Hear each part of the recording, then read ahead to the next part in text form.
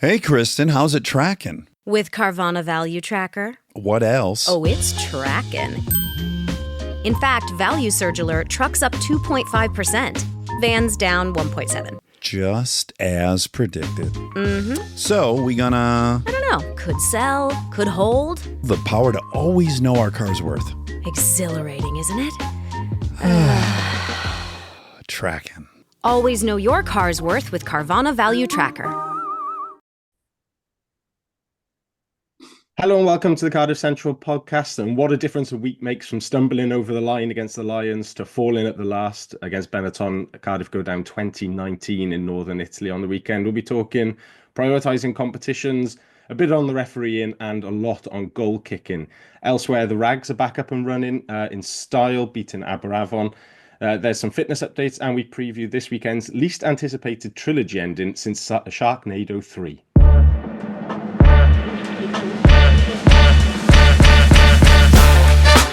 You're listening to the Cardiff Central podcast. Joining me on the pod this week, as always, Frazier. Frazier, how are you? Not bad, thank you. Not too bad. Good stuff. Simon, how are you? Yeah, not bad. I always had a soft spot for the Sharknado films, Dan. Well, lucky for you, it's a big one this weekend, comparable this weekend.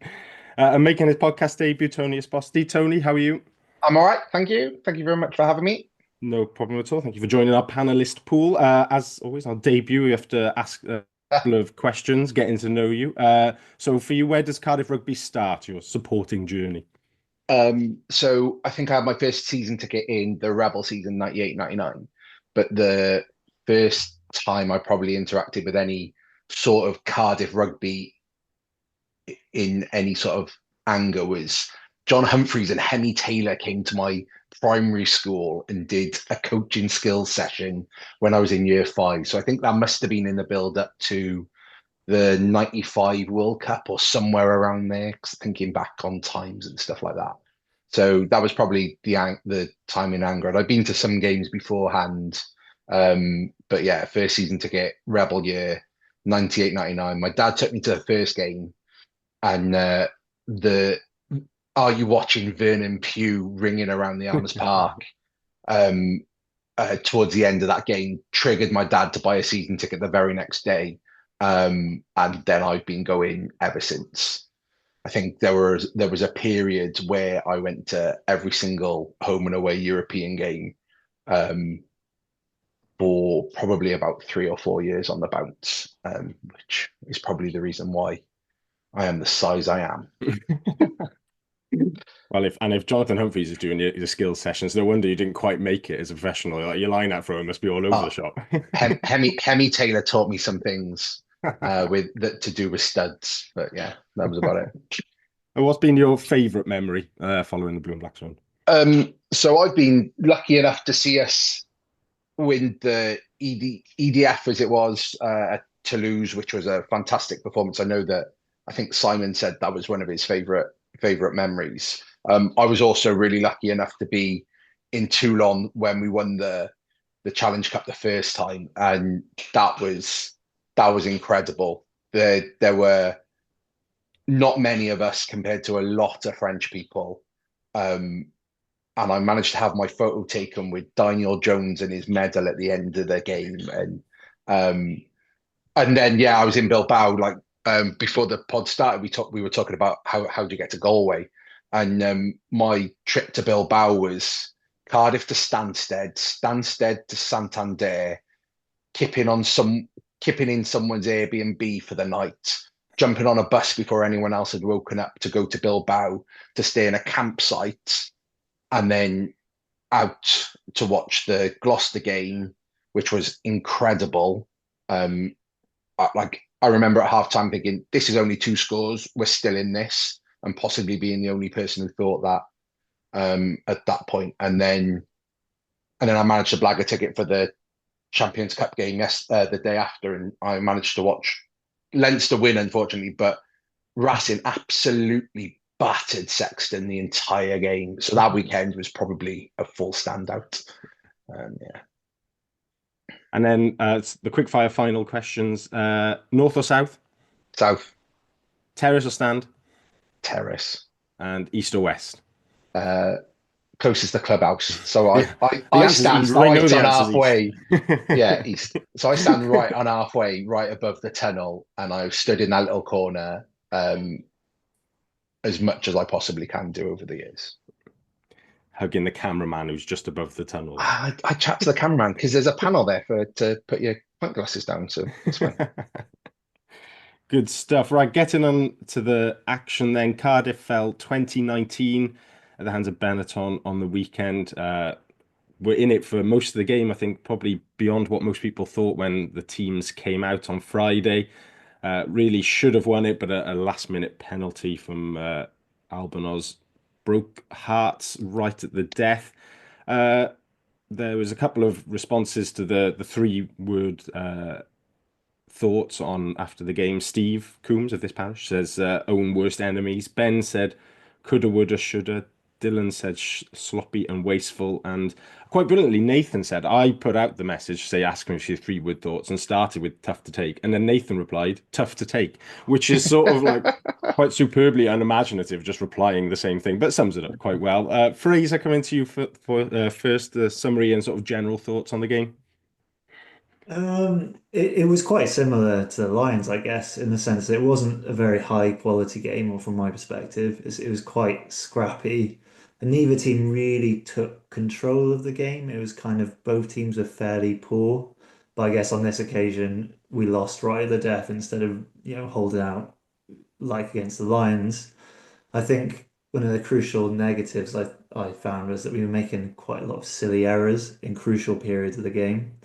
I know, like, for example, there's the yellow card for Donnell, and you can kind of, at the end of the first half, you can kind of argue, what was he to do? The guy ran right at him, but that was kind of a silly yellow card, which obviously gave them a penalty in field position, and that fault was just after Hayward did that kick. It wasn't much of a kick, but again, just silly little errors.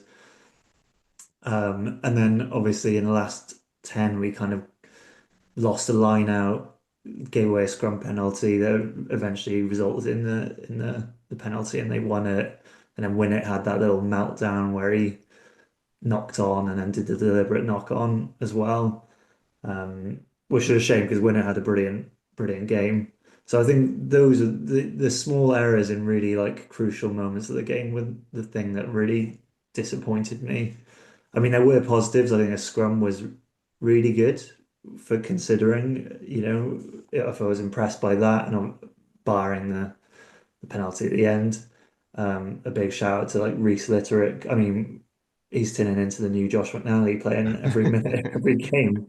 I don't know how sustainable it is, but he was like involved not only in the scrum but in the loose as well throughout the game. Like, I think in the last half of the last 20 minutes, he made a good tackle, resulted in a knock on from Benetton, which would have been nice to result in us winning. But yeah, he was brilliant. Evan Lloyd shut me up. Me talking about he needed to take a moment, chill out. You don't need to play rugby, and then he turns up and he plays incredibly well, and he was looking massive. Like I don't know if he's bulked up or something, but he looked really big. And I think our attack actually looked pretty poor. That was one thing that I was disappointed in. We didn't really look that sharp in attack, and there was a few moments, like I mean, exemplified by that drop goal attempt by Sheedy. I know we'll go on to maybe talk about issues with his kicking and that kind of stuff, but that was a terrible drop goal. But that kind of came out of it. It felt like it wasn't a planned drop goal. It felt like we just like effed up and didn't know what we were doing. So he was just like, all right, I'll do this, see what happens. And that's weird because it doesn't feel like it usually happens. And I think there was another one off the line out where Alan Lawrence just went into contact and immediately got turned over, just like the first phase off the line out. And that's not really, again, where's the planning for that? How did that come about? So I think I'd attack, and I guess that comes into making those changes that we did, which again we'll touch upon. Were they the reason why we didn't come up, make it over the line? But yeah, I think disappointing result, and with a stronger back line from the start, maybe we would have seen them off because Benetton really weren't very good. Even with that team, they looked pretty poor. all around the pitch. So I think they were there for the taking. So disappointing, really. I like the idea of Reece Litterick coming off after another 80-minute shift and like texting Kieran Azarati straight like, if you ever go on holiday again, I will hunt you down and find. Simon, like Fraser mentioned it there, obviously we didn't send as full strength team as was available to Jockey. We spoke on the pod last week about whether it was a game to sort of sit up on or whether we went for it all out. But the likes of Liam Belcher, obviously Azarati was given a week off, Josh McNally, Ray Lilo wasn't available. Ben Thomas was only on the bench. So quite a lot of guys who, under normal circumstances, and as far as we were aware, like we're up for selection, but we're given a week off with games ahead to come. Sort of, I guess you could probably ask every Cardiff supporter and come back with a real mixed bag of this. But is it was Jockey right to rotate with the benefit of hindsight, or is it one that you kind of think, if we'd gone full strength, we could have got the win there and really cemented our spot in the playoff race? Yeah, I mean, what do we know after last week's pod where we all said go full strength and he decided not to. I think to take Fraser's point, considering the side we put out, it's a good result. I'm not pretending that I'm happy about it or I felt we should have won it, but actually, I can't remember the last time I saw us. Okay, put Winnett's yellow card to one side because that was like 3 minutes left or something like that, wasn't it? It was like, well, less than that. But we only conceded 7 points in those 20 minutes. And that was a penalty try, which I've never seen a Cardiff side go down to 14 men and not leak like 21 points. So, to not kind of like put a false positive on it, I was really impressed with that because I've seen, and Benetton, we know, are a physical side. They're direct, they're hard running. I think they will have left that with a huge amount of relief, Benetton, and that shouldn't have been as tight as it was in the end. But I was watching the highlights from last year's game. I still don't know how we lost last year's game based on the highlights, but it was kind of like that. I felt that we were relatively comfortable at points. I think what was really interesting was like Regan Grace getting skinned a couple of times down the wing in terms of just either a handoff or not quite being in the right position for the tackle. Now, I don't know whether that is the lack of game time with him or still a bit of learning, kind of switching codes. He still hasn't played that many games, but I think that, he got beaten on the outside a few times, which you kind of wouldn't expect necessarily from a player of his background. So I think that might just be a bit of rustiness. And the wing he was up against looked good as well. So, as you say, Fraser, there was a few things that were just a bit, like we said last week, frustrating where we're giving them field position. The scrum that led to their penalty to win it, Alan Lawrence dropping the ball at the back to knock it on when we were in control and we got out of our 22. Those are the type of things we were talking about last week. If we can cut those errors out, we're competitive. But I had a one-word review on the WhatsApp chat afterwards that isn't broadcastable because it just felt like it was there for us.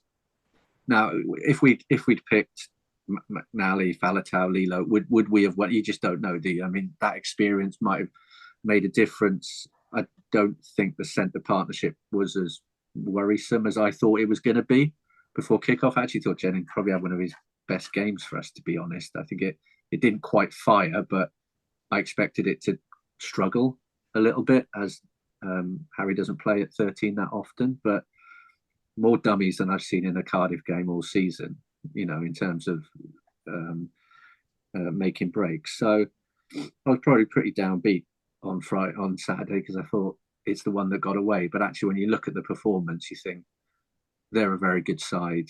They've got quality. We went out there with not our strongest side and should have won it. That's the bottom line. We should have won it. But, as someone said, coulda, shoulda, woulda. You take a point. I think that the only thing I would add is that the results around us didn't go for us. So now we're chasing where, the top 8 rather than being in control of it. So I think if you look at that, it's a big, we'll come on to talk about Connaught. It feels like a big roll of the dice now to kind of go, actually, we target that. I like lots of dummies as a possible podcast episode title because it sort of works both ways in terms of how the attack went and also how many errors we made in that second half. Tony, obviously we mentioned the players that were missing there, but it did allow a lot of players to step up. We've mentioned Evan Lloyd at hooker, Ben Donnell slotting into second row, Ellis Bevan coming back in, Millard having a go at 13, Grace on the wing. Kind of a mixed bag from some of those guys, I think. Who sort of stood out for you in that sense? Simon touched on Jennings probably having his best game of in a Cardiff shirt for a while. Like it's disappointing that Grace hasn't played as much as I was hoping he would have. And I was really hoping for big things for him. He looks like such a great talent in league, and it just hasn't. He's like been exceptionally unlucky. But Evan Lloyd, like I've bemoaned all season, and the last 3 or 4 about our line out. But I think we won 13 line outs in the end, which is great arrows. I mean, not did he come off for? But not until regardless very of late if he did. Yeah, like it's just such a great turnover, and like we won 11 scrums as well. And some touched on the fact that Benetton are a very good team. They might not have had their strongest team out looking out for this weekend, but we scored 3 tries compared to their 1, which was, when you think we had 3 yellow cards in that, still not convinced that win it one was a yellow card, because I think there were 2 forward passes before it that should have come back. But we made 150 tackles compared to like their 70 odd, and had surprisingly little possession and territory compared to them. We're turning into a cling on for dear life team and hit teams on the counter sort of side. So it feels like one that's got away, but it depends on the result this weekend. Obviously, it's the same losing bonus point we took from last season. So in terms of sort of direct comparison, we're not really up or down on that. And with this one being away, I think it's probably a slightly better losing bonus point than the one last season at home. Fraser, we mentioned Evan Lloyd a bit there. He did have a cracking game, sort of a couple of really good line breaks, strong over the ball and good on his line out throwing as well. How does Jockey manage the hooker situation going forward? Because obviously Belcher is captain and borderline undroppable for big games. Evan Daniels looked really good the last few weeks. Evan Lloyd, obviously, similarly to Daniels, breaking out slowly and becoming like a senior member of the first team, as well as juggling being in the Wales squad as well quite a lot over the last 12 months. At some point, particularly Lloyd and Daniel will want to be like starting more often than not. Is it a case of just moving on from rotating them on the bench to rotating all 3 of them as the starter now? It's a really hard one, actually. I mean, I was debating whether Evan Lloyd should go back to number 8. He's a converted back. Yeah. He's a huge number 8. Why not? We get him in the back row, but then obviously that'd be another problem, which we know the back row is an issue in terms of who you select. I don't know. It's a really tricky one because even David Hughes, when he's played this season, has looked pretty solid. But when he's come on or when he started, so I'm not sure how you manage that, because someone is going to be disappointed every week, and not like 2 of them aren't even going to be in the squad. And I think Evan Lloyd, if the potential on him is pretty huge. Like those 2 tries today, in the second try with the power that he showed to keep going. You don't get that with many players. It's kind of like Derry Lake style, a person he's just kind of a freak of nature in terms of his stature and his build, and you can't just find another one of those kinds of players. So I think Evan Lloyd's going to have to. I think it would be Belcher and Lloyd would be the 2 that I would probably focus on getting as much game time, because obviously Belcher's the club captain. He's been amazing for years. He's not that old. He's still got years in him, I think. That's really harsh on Evan Daniel, though, because Evan Daniel, again, he's shown himself to be really good when he's come in and played. But I think I'd probably focus on wanting Evan Lloyd to get better. He's a special player, or he could be a very special player. So I would yeah, focus on him, I think. But I don't know how you do that. It is a tricky question. Yeah, the sort of unthinkable aspect of it is that on my newfound Dragons former Cardiff team from last week, there is no hooker there. So like they're all contracted to next season, as far as I'm aware. But yeah, you sort of maybe for the best rugby, one of them maybe does move on eventually. I'm not sure. I remember Josh Turnbull last summer when he came on the pod, name checking Tom Howe was coming through the academy as well. Just to throw another name coming through is I think he's under 17 this year, but he's clearly a massive talent. If anyone's watched him play for Ysgol Glantarfi, he's 17. He looks about 25 already, so he's not going to be too far away from stepping up in the next couple of years, I think. Simon, there was obviously quite a lot of refereeing focus post game. Gareth said yellow, yellow, yellow, which is also what happens if your Coldplay CD gets stuck in the CD player. And Rob said reputational reffing again. Yeah, Holly Davidson with an unfortunate stat line of, I think it's like 89% home wins in her URC career, which I think Munster are the only team to have won away while she's been refereeing. Not helped by Andrew McNenemy on TMO, who is constantly at the centre of issues with Cardiff. Ulster from last year, he's missed the Sharks' eye gouge. We don't like to talk about refereeing too much on this pod, but I bring it up because Matt Sherratt went as far as somebody who is under a one-game suspension for comments about referees could go in his post-match comments regarding sort of a lack of 50-50 calls going our way and making it difficult. How much is it that the refereeing isn't great versus how much can Cardiff control on the work that we're doing to analyze referees and looking at trends from individual referees and how we can negate that?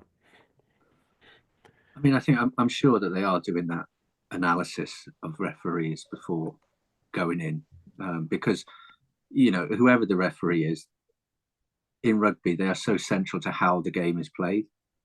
In terms of if you allow a bit of a free for all at the breakdown and you're happy for a contest to happen, you're playing one way. If you're more of a kind of referees particularly focused on set piece or what they want to see, and those conversations happen before games. We know that referees go and speak to coaches and captains and go, this is what I expect. So I think there is an element of, it feels like we're not adapting in game at times, and sometimes that's just tiredness. When you're making like hundreds of tackles, you're going to land on the wrong side. You're not going to be, you're going to go for something and your timing's going to be slightly off. So I think there is some elements of it that's in our control, not necessarily in the build-up, but also adapting in game. I think there are sides that adapt in game really well to referees, and I think that's where you need some really good leaders on the pitch in the pack, and your captains to be able to have that communication, to find out what isn't quite working.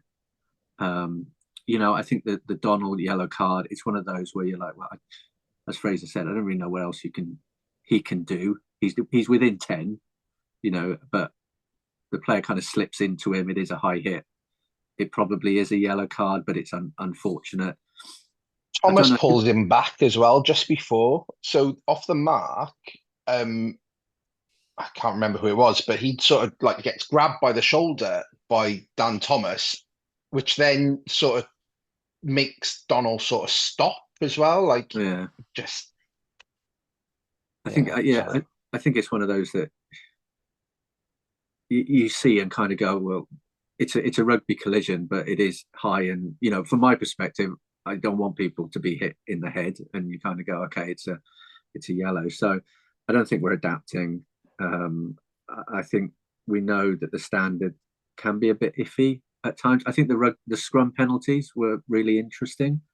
There was a couple where it was really clear that I think the Benetton loose head was losing their foot in and going down and under the tight head, and we got penalties at that point. The last one, for the life of me, looked like lots of the other ones that we got a penalty, but they got a penalty at that point. So I'm no expert at all on scrums, but that was really frustrating because I think we had a little bit of the upper hand at that point at scrum time, and I don't think we would have collapsed it. There was a few where Cardiff rugby on Cardiff scrum on skates, was very much in full effect. But yeah, I mean, it's one of those, as you say, Dan. You don't want to talk about the referee too much. It's up to the players to adapt to how the referees interpreting the game. That's always been the way in rugby. I think referees are becoming more central to how the game is played. But we've got to adapt to that.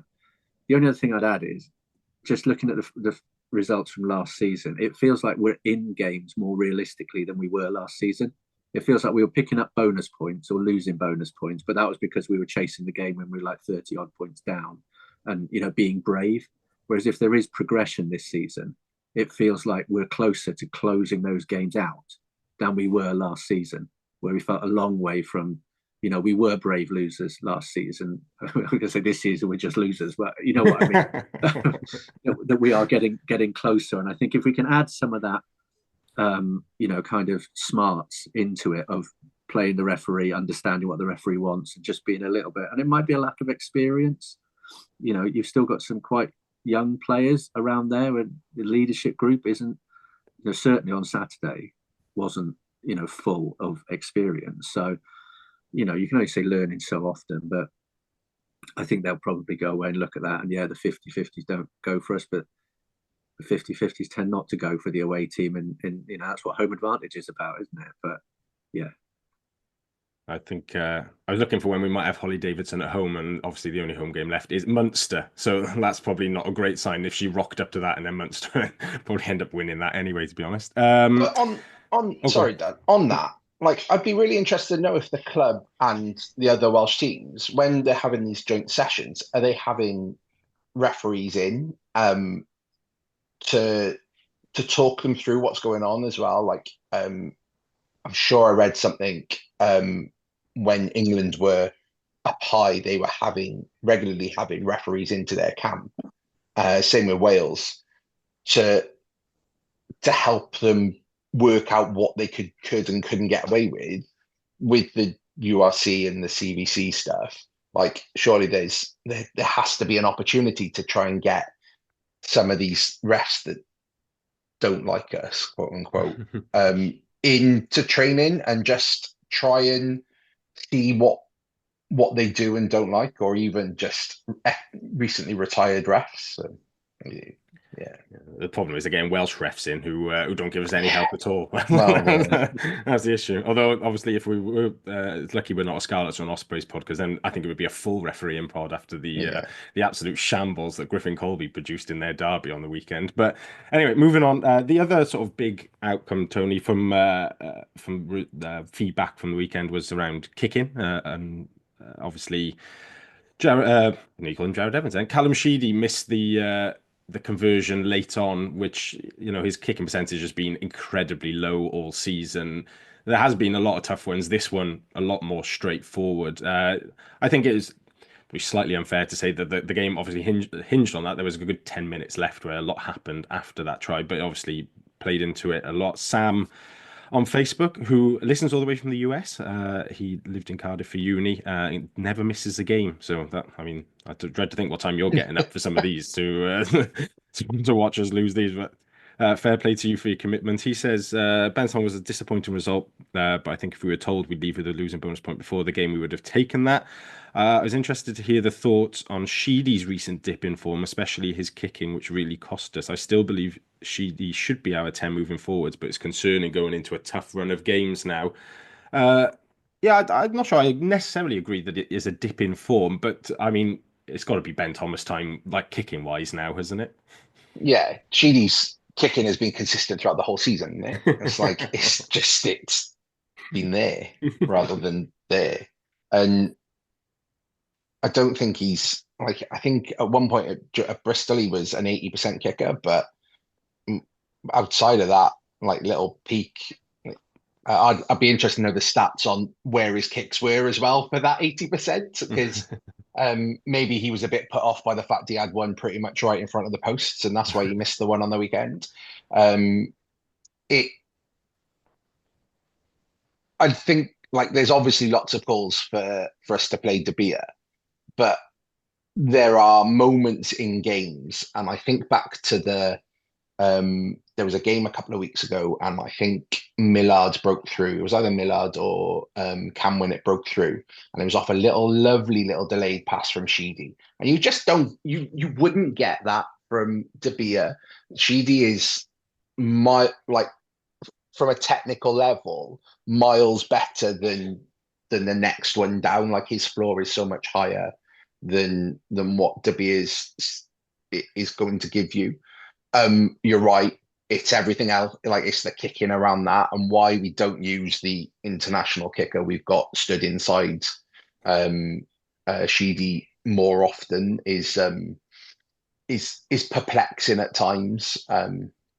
Like even Cam Winnett, I'd be interested to see what his kicking to touch would be compared to Sheedy. Like you misspoke and called him Jared Evans at the start, and I think we've had lots of conversations over the years about how Jared Evans is a remarkable 10 in a similar mold. He can do fantastic things on the pitch, but I always worry about, especially as a Cardiff team who makes 150 tackles per game and is pinned in their 22, when you win a turnover, it must be so demoralising for Tom Young or whatever, puts his head in a ruck, wins the ball gets turned over, you kick the ball, you look up and it's gone just outside the 22, and immediately you're back defended again. Like, yeah, it's an interesting one. It's certainly something they need to look at moving forward of what they do from a kicking perspective, and it has to be Thomas, really. It has to be. I think as well, we've left so many points out. You know, there are games that are tight games. Connaught at home, you know, we left points out on the pitch that just gets our nose in front. And I feel like if we get our nose in front this season, we can close games out. We don't always, as the weekend shows, but we can. You know, that kick at the weekend would have made, they had to score a try, that they were really huffing and puffing. You know, that where they did make line breaks, they were like around the halfway, out wide. We scrambled well. They knocked on or turned over. You know, Dan got the weather forecast wrong, and it wasn't dry. It was one of those wet nights, but out there. So, you know, in those tight games, you need somebody to land the goals, and I think this season it has cost us. But I agree with you, Tony. I don't, and Dan, I don't think I think he's getting better in his game management for us. The kicking to touch and the goal kicking is just letting down. But then again, against the Lions, he nailed that one from the touch line. Yeah. So you just sit there and go, oh, he hasn't got the legs for this, and then bang, over it goes, and you're like, I don't, you know. I think it's up to him though, you know, with a goal kicker. I always, you know, that 2005 Grand Slam where Stephen Jones gave it to Gavin Henson, and was just like, I can't kick this. This is too far. You know, off you go. You know, you have a go at it. And I think it needs almost that level of acceptance, not the right word. You know, he's an international class rugby player. He knows what he can do and he can't. But it feels like the coaching staff maybe are reluctant to take it off him because what it would do to confidence and things like that, rather than him turning around and going, actually, Ben, I'm missing these. These are important points. You have a crack at it. You know, Ben Thomas has missed kicks, but he just seems a bit more. It just seems a bit smoother, resilient. Yeah, he seems a bit more smooth on his. But we've left too many points out there, so that, you know. Yeah, I think I agree. Doesn't seem very. I don't know. It always looks like it's curving away. It just doesn't seem very controlled in terms of the way he kicks the ball. And I think, like you said, it's up to him to say, right, today's not my day. Because like some of the kicks aren't necessarily really difficult. They're not like Stephen Jones giving it to Henson, where it's like, I can't kick that. It's fucking miles away. It's like they should be kicks that Sheedy's getting, but you're not going to hold it. It's difficult to hold your hand up and say, you know, this is pretty easy kick, but I'm actually really rubbish today. So can you? Yeah, it is. It's really hard. Yeah, I'm not a kick watcher, and I haven't watched a Cardiff kicker since Neil Jenkins. I actively turn around and face the other way.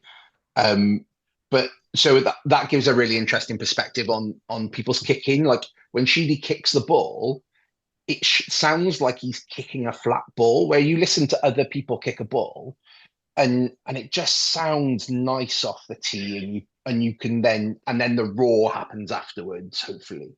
But like close your eyes when he next kicks a ball off a tee, and you'll understand what I mean. It just sounds like the ball's flat, which comes on to like the point you were making. It just doesn't sound like his technique, his timing is right, and that's why he's shanking stuff.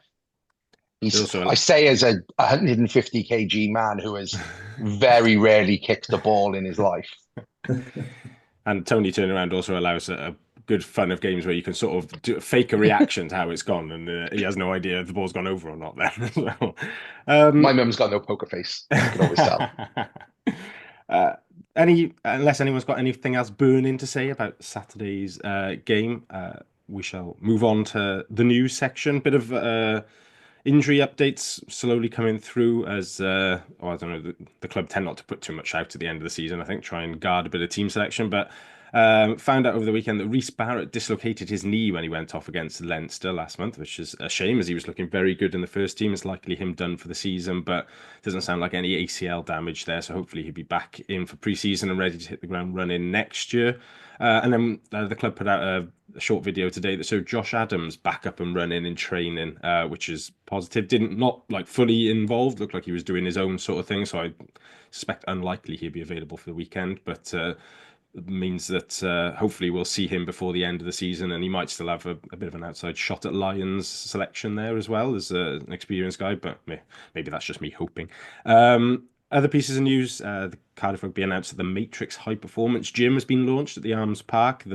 It's properly a full-time setup down there now after they've moved everything back from Pentwyn. Looks very good.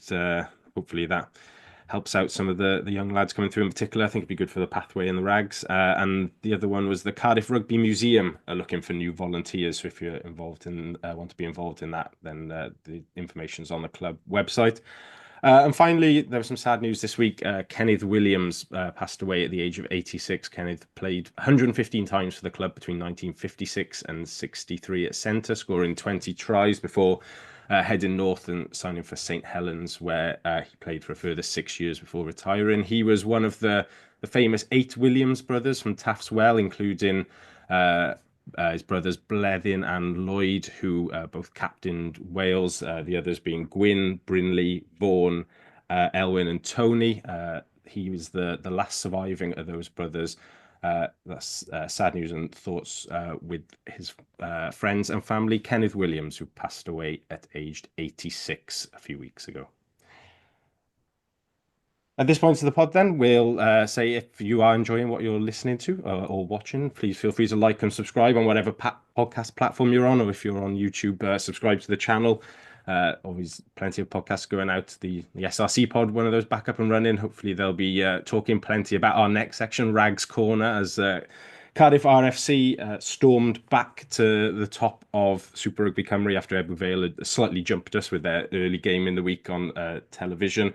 Cardiff beat Aberafon 22-44 at the Talbot Athletic Ground on the weekend. Tries from Alan Rees, Joe Williams, 2 for Joe Goodchild, 2 for Matty Young, and a penalty try from an absolute monstrous scrum, which have a look on the highlights at them walking Aberafon back. Aberafon's match report called it a harsh penalty due to an inconclusive scrum.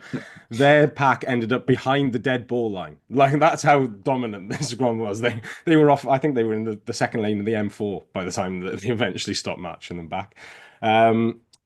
Cardiff now go into this weekend a game away at Bridgend. Tony, you are the world's only Cardiff and Bridgend season ticket holder. It is a derby in your household. What are you expecting from the game this weekend, and how much is it important to get that bragging rights for you? It's massively important. So I've deliberately sat by here, so you might be able to see behind.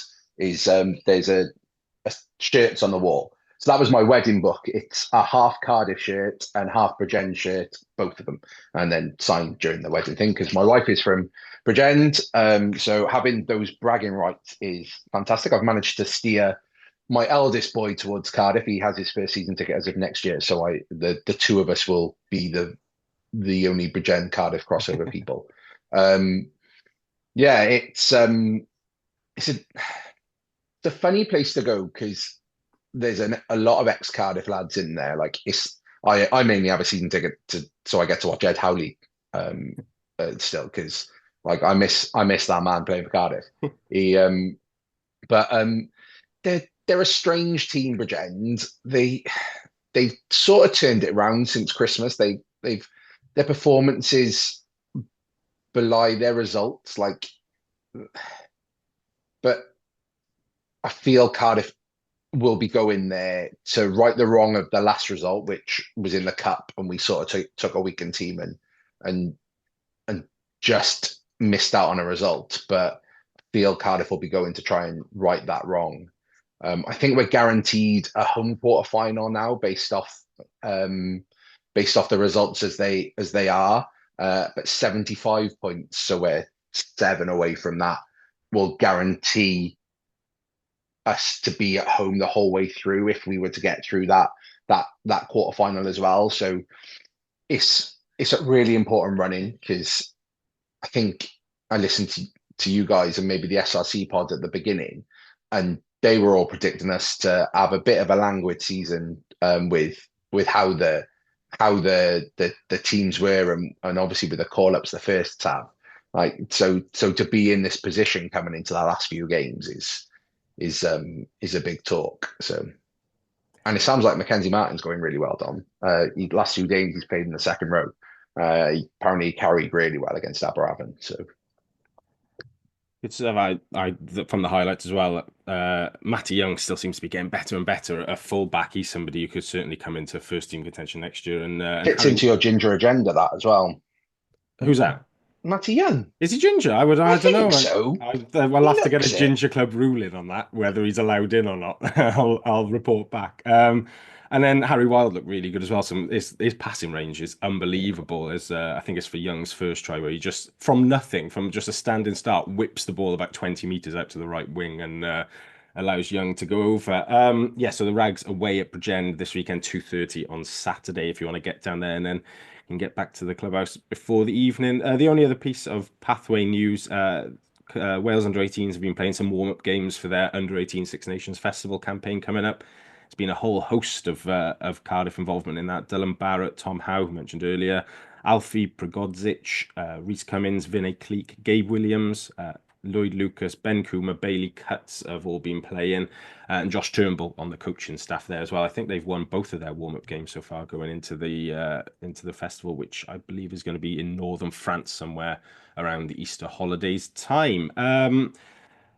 Finally, then, in the last section of the podcast, we come on to Saturday's big game. Cardiff travel to Connacht once again, this time in the European Challenge Cup round of 16. 8 o'clock kickoff on Saturday night at the Sports Ground, live on Premier Sports for those of us in the UK.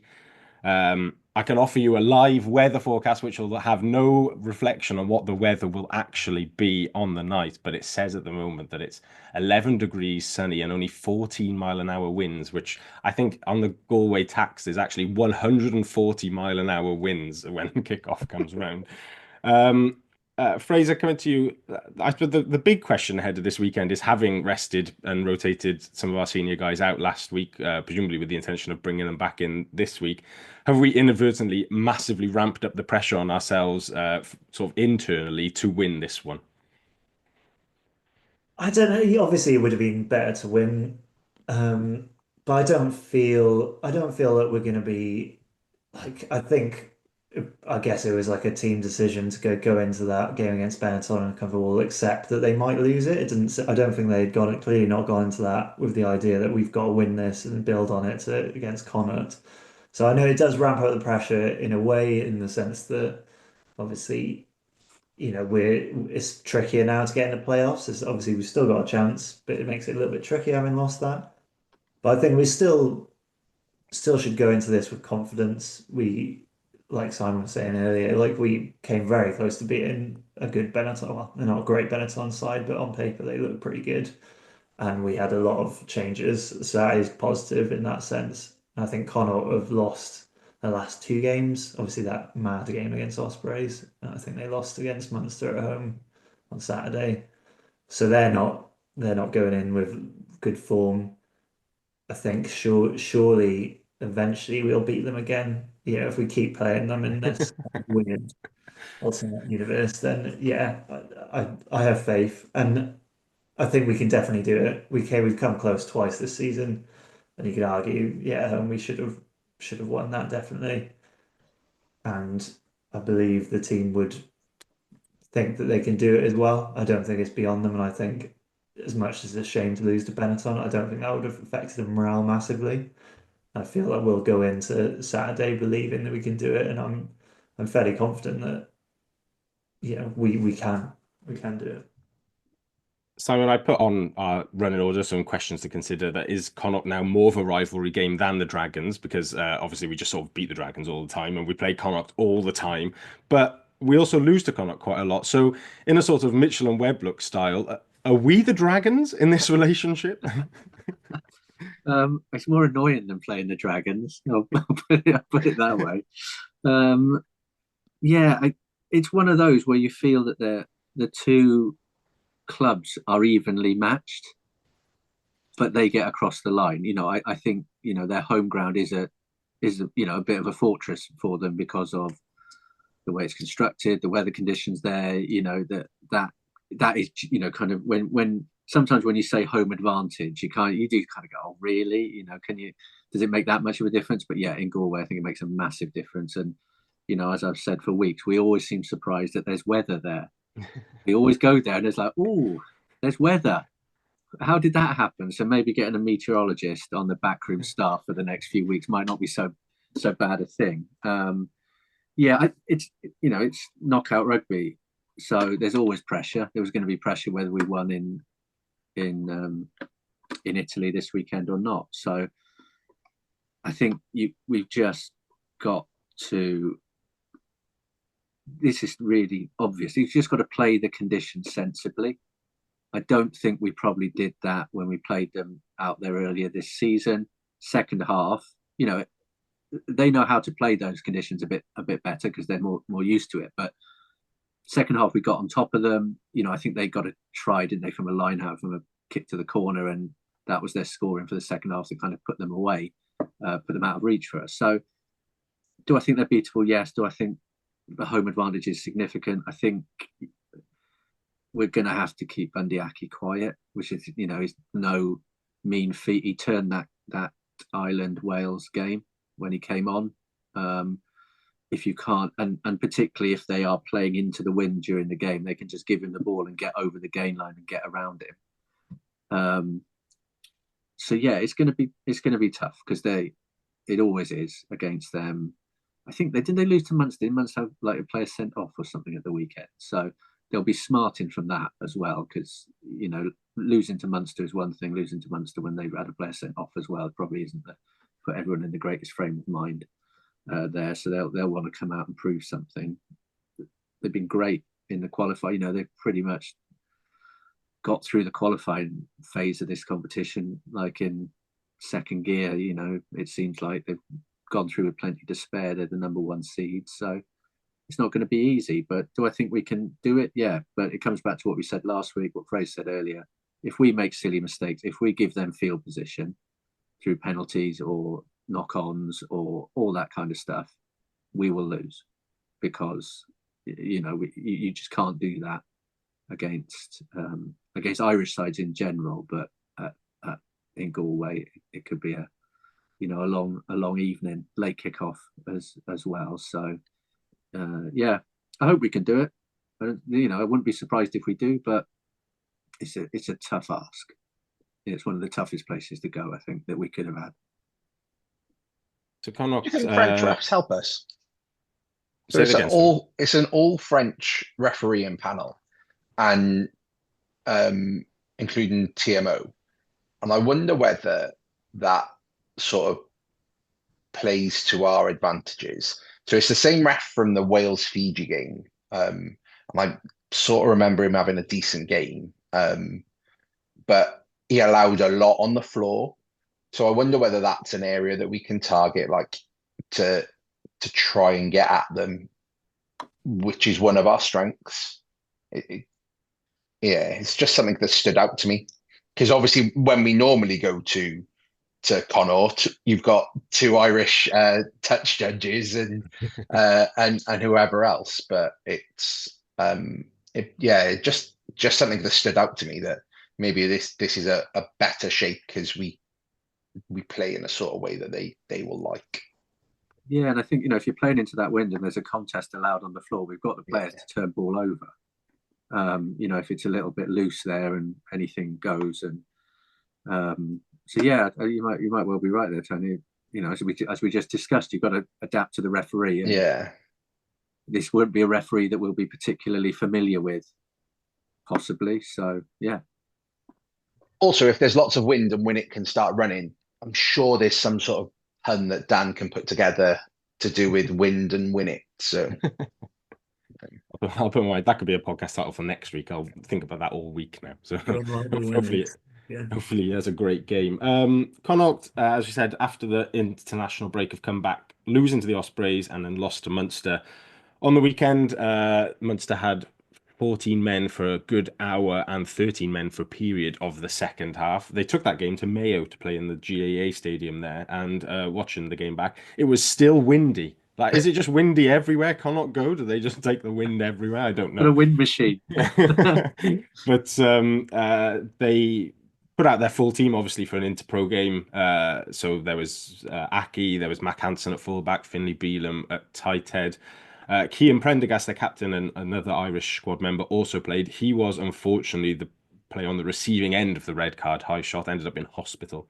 Reliably informed that he's been discharged and is okay, but is not going to be available for this weekend after that as he goes through the concussion protocols. Tony, obviously we have to play the conditions a little bit, but where do Cardiff need to improve to win this weekend? Be a bit smarter, like we've talked about all the way through. Present good images when we're trying to go for those turnovers. If the wind, like looking at the wind, like you were saying earlier, if it's anything like that, it's going to be very similar to the last game we played against them, where you can only really kick in one half, or one direction, and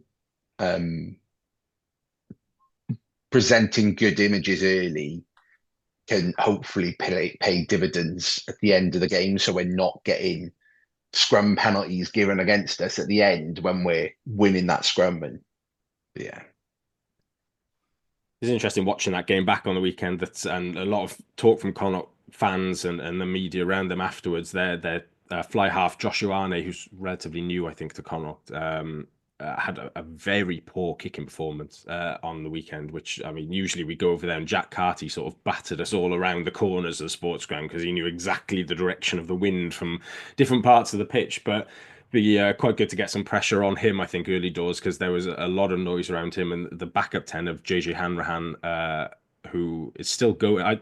He signed for Munster next year. I'm sure he played for the Dragons about 25 years ago now, so I don't know how old he actually is, but he seems to be going around forever. Getting into the Cardiff team then, no real new injury news, nothing major came out of last weekend.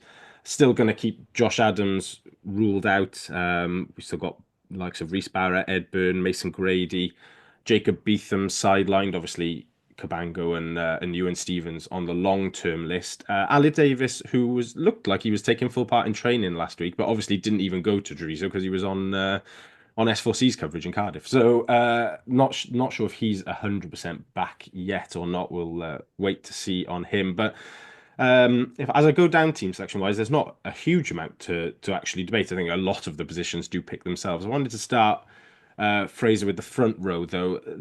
I think the sort of the names in it are fairly set, of Domachowski and Southworth at loose head, Azarati being back available with Litterick at tight head.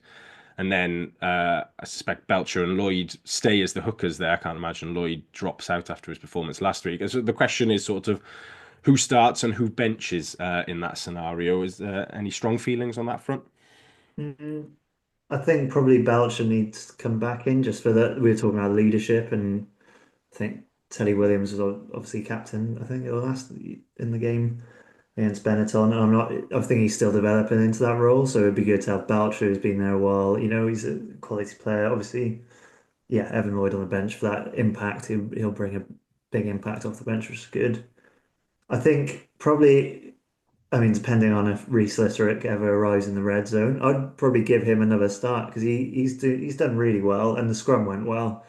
And then you've got Kieran Azarati to come off the bench like he did a couple of weeks ago and like solidify things if they are getting a bit dicey. And then it's a toss up between Domachowski and Southworth. I'd probably maybe go for Domachowski. He's had 2 weeks on the bench, so give him a start. But again, it's horses for courses. I don't really have any particular preference in that case. Yeah, I think that would be my selection in the front row.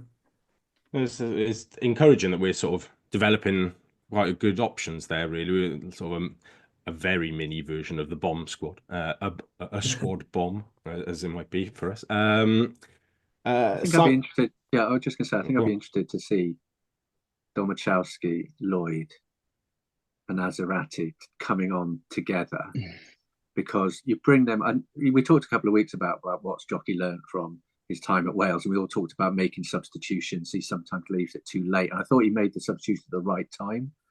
On Saturday, he brought fresh legs on quite early. I think like 50 minutes, 55 minutes. There was quite a few changes, freshening up the front row, and you could see us starting with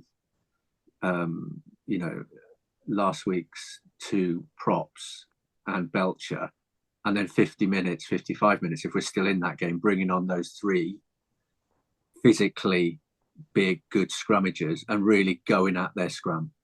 Because I don't think they've got the strongest scrum in the world. I don't know, but I don't get they're not a side where I think, they're just going to, we're really going to struggle here. But I think if you can keep in it for 50 minutes and say you're playing with the wind second half, that you then turn the screw on their set piece, I think there's something quite interesting there about having those 3 together as kind of a bigger scrummaging front row.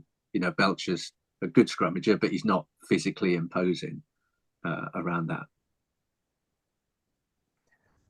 That sounds fair enough to me. Unless anyone's got any strong counter views on that, no, that sounds good. I do think Danny Southworth has quietly been pretty good over the last few weeks as well. He's become quite a shrewd sign. He's still only 25 as well, so he's got somewhere to go over the next few years and Welsh qualified. So I think that's a big tick in the recruitment box from last summer. Second row then is Teddy McNally. I won't hear anything different. And Tony, the back row then. We assume that Faletau does come back into contention this week. He seemed to be running and training last week and was presumably just being managed on the weekend. I guess the sort of all sorts of options you could go with in the back row here. Is there any 1 or 2 players in particular you'd desperately like to see start? No, you're right about Faletau coming in. These are the games that we signed in for 3 years ago on net, like to get us over the line, especially in hard conditions like that. It might seem a bit harsh on Ben Donald, but I'd like to start with Alex Mann and Tom Young, but or maybe both them and Young, but and Donald's gone all right in the last couple of weeks, but I just want to go. I want to have that sort of back row really, like proper experienced, hard-nosed back row that can get at them. So. Seems fair. I did think about Donald as well. The yellow was, that he took on the weekend was a little bit harsh, but he'd given away sort of 1 or 2 penalties before that. I mean, we can't afford to be giving cheap penalties away on the weekend. Anyone like the Botham question? It continues to be an interesting one, really. Of sort of how do we get the best out of Botham? Does he start at 6? Do we bring him on with sort of same with the replacement front rows and have that huge impact? I don't know if anyone's got any sort of strong views on that at all. It's strange. It's almost like you want to know which way you're kicking to kick off, and then you kind of think, okay, do we pack a physical bench that can really kind of wrestle it in that last, that last 20 minutes, 25 minutes or so, because players will have tackled themselves to a standstill because they're playing into the wind. They're, dealing with lots of mauls and, the Connacht are very good at, as you say, about getting around the park and getting into field position, and we're pretty good at giving opposition field position. So I mean, I think Botham's a fantastic player. I think whatever he adds something to that back row. He never. It's one of those that he always gives a 7, 8 out of 10 in terms of effort. I don't think he gives away that many penalties either. So I'm a big fan. I think he's great. I'm a fan of Donald as well. I think he's been a great signing, to be honest. I think his versatility really helps us to play the game we want to. So it's almost like last week, whoever you put on will do the job. But I think it will be interesting just to see where Jockey's thinking's at, because Dan Thomas only played like 55 minutes, didn't he? He didn't. He came off early, so there was obviously a decision to actually, make that change of almost a change of style, because you're bringing on a very different player. So you could see the same thing, but we're blessed in that back row, because whoever gets missed out, you could easily make a case for them playing. Yeah, I do feel this is a Thomas Young game as well on Connacht's new plastic pitch. It just feels like that pace and stuff is desperately what we need. And as much as players moving on and you want to try and build for next season, these are the games where you just put the best players on the pitch. So I'm happy to go with Young there. And then I think we'll leave Mann. I think I'm happy with Mann starting and both of them off the bench then. I think there's a bit of experience there as well, which is helpful in the latter stages. Frazier, scrum half. Thought Ellis Bevan was really good last week, having basically hardly played since early January as well. Is it as simple as Mulder just comes back in for you, or is there a consideration there?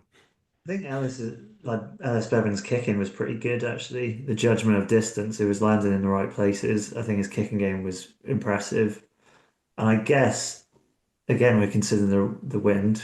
It's like talking about like Bolivian football. You go into like the highest altitudes, you got to adapt massively.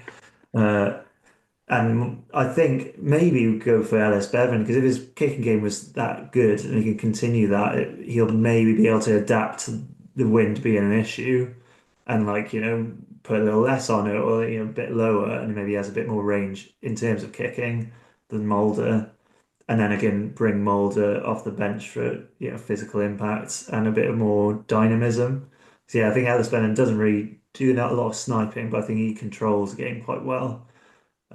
So maybe give Bevan a nod just for that extra skill in kicking from in general. Sounds solid enough to me. And then so the rest of the back line largely picks itself. I think obviously Ben Thomas comes back in to start at 12. Lilo comes back in at 13. Winnett remains at full back, and then with presumably Adams not being quite available, I think we just move Millard back to the left wing with Hamer Webb on the other side. Thought Hamer Webb went all right, to be fair, on the weekend. A couple of nice moments. But that seems fairly settled. The question then, Tony, I think is it continuation with the 6-2 bench? I don't think Cardiff can do anything but 6-2 really. Especially with the amount of tackles that we're getting through. We need 6 forwards coming off the bench to try and close games out. Touching on the point Simon made earlier around the front row, having them as groups, so much like South Africa do, bringing them on as a group will only help both of those groups get better as they learn from each other. I can't see anything but a 6-2 really. Simon, we've got Lloyd, Southworth and Azarati as a replacement front row. The sort of the 3 loose forwards then, or 3 back 5 forwards. We got both of them in there. And then the sort of the same question as last week around second row cover. Is it Donnell or is it Seb Davis as your second row cover? And who from the remaining back rowers then of the likes of Dan Thomas, Alan Lawrence and Donnell in that one as well? Who do you join with both of them on the bench as the back row cover? Yeah, I've got a feeling that Alan Lawrence will be on the bench if Faletau's playing, just because I think you still need that size. And Alan Lawrence has done stints in the second row as well. Not his position, but I'm pretty sure he's come on in that position, and he can play a six as well. So I think you'll have him there because he's earned it as well. One mistake on last Saturday was pretty uncharacteristic, really. He probably didn't have his greatest game for us, but he's solid enough. And then I think it's almost like you put the rest in a tombola, roll it around, and see who comes out.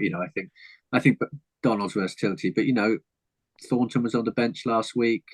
In terms of if we're going to, just securing line out ball in what could be, it's going to be dead calm now, isn't it? On Saturday, we talked more about the weather than we have about rugby today. But so I think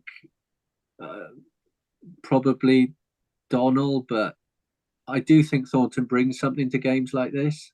I think this is feels like the final stages maybe of his career, but if you just need to secure ball and drive off it, which is possible, and add some ballast to the scrum to really go for it, it feels like we just pick the biggest players on the bench, bring them on, and just look to physically challenge them at set piece. I do worry about the centres and how influential Aki is, being drawn into that position where we focus on him, and he's got great set of hands that he can just offload and bring others in. So you need to be that. And as you're saying about Hamer Webb, Dan, I do feel for him because he does so much work, but the tries are always come on the other wing. But he is, he chases ball. He secured quite a bit of ball yesterday on Saturday, but he doesn't get those kind of run-ins that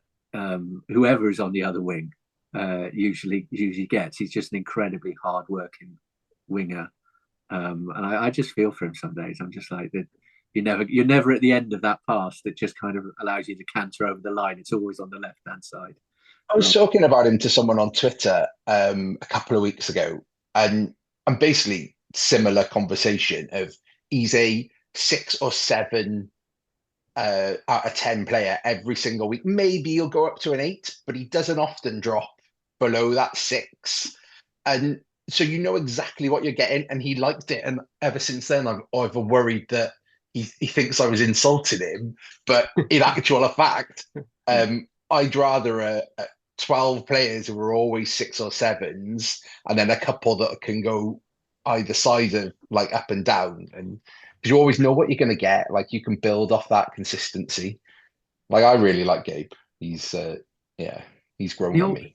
With the box kicking, 9 times out of 10 he gets there. And gets up to challenge the ball, which is kind of what you want. And it's obviously just the role for that winger in the system is to do that harder chasing. It always seems to be that wing. It always seems to be coming this way to do that. And I'm sure as a winger he wants to be scoring tries, and that try scored against Bath last season when he was he newly started and he kind of barged his way over. He's got it in his locker to do it. I'd love to see him go over and score a few in the coming weeks, because I think he works so hard for the team, and it's pretty selfless stuff what he does. I think it'll be interesting when Adams comes back, whether he, Hamer Webb steps out and Adams is usually the kind of seen as the more physical winger, and then you have a Ewan Stevens or a Millard or a Tom Bowen on the other wing. But yeah, just give him his flowers, as they say. He's worked hard. He could have scored on Saturday when Dan Thomas goes through and he does that stupid kick, but Hamer Webb was on his right shoulder, and I'd love him just be sort of NFL style mic'd up at that moment where he's just screaming Dan Thomas's name constantly, shouting right shoulder, but Dan Thomas can't hear him or something. Because that leads to Ben Donald's yellow as well. Yeah. If he just dropped it off to the right hand side with Hamer Webb flying through, it's a try versus going down to 10 for that long.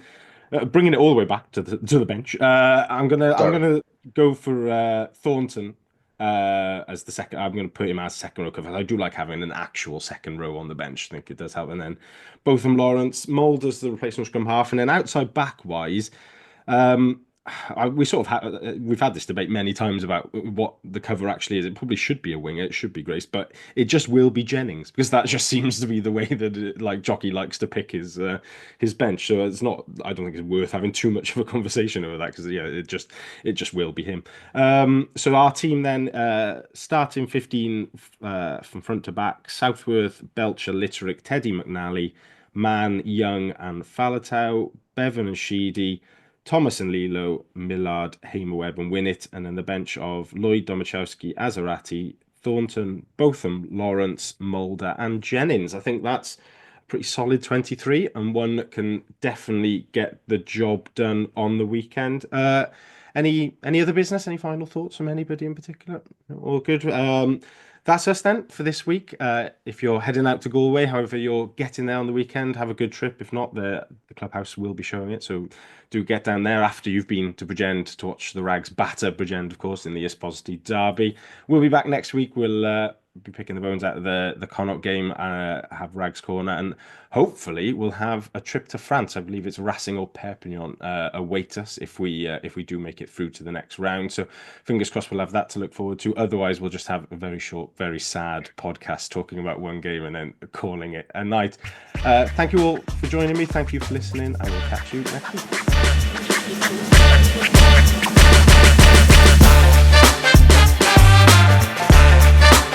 That was the Cardiff Central Podcast. Please rate, review and share us on socials if you can, and join us again next week for more of the same. And until then, enjoy your rugby.